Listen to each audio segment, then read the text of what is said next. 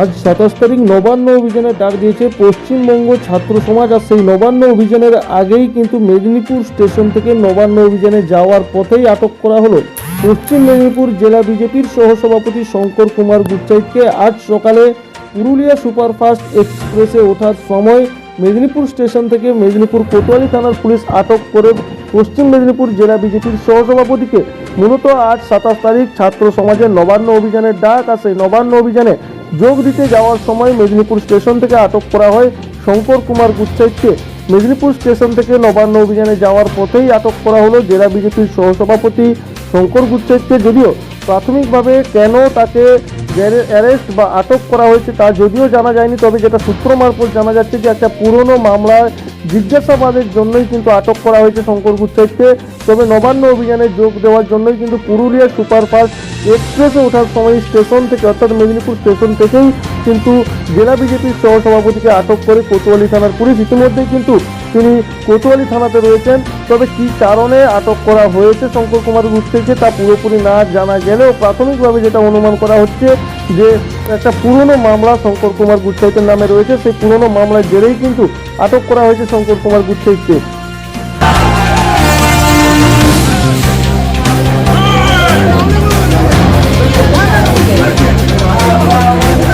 মমতা ব্যানার্জি ভয় পেয়ে গেছেন।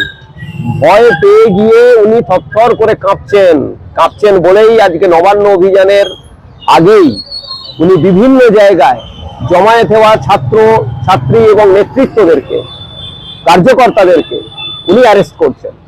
কিন্তু অ্যারেস্ট করেও উনি কিছু করতে পারবেন না, কারণ আজকের নবান্ন অভিযান সফল হবে। মমতা ব্যানার্জি আরজিকর কাণ্ড নিয়ে যে লক্ষ্যজনক ঘটনা পশ্চিমবঙ্গে ঘটেছে, এটা আপনার মদতে ঘটেছে।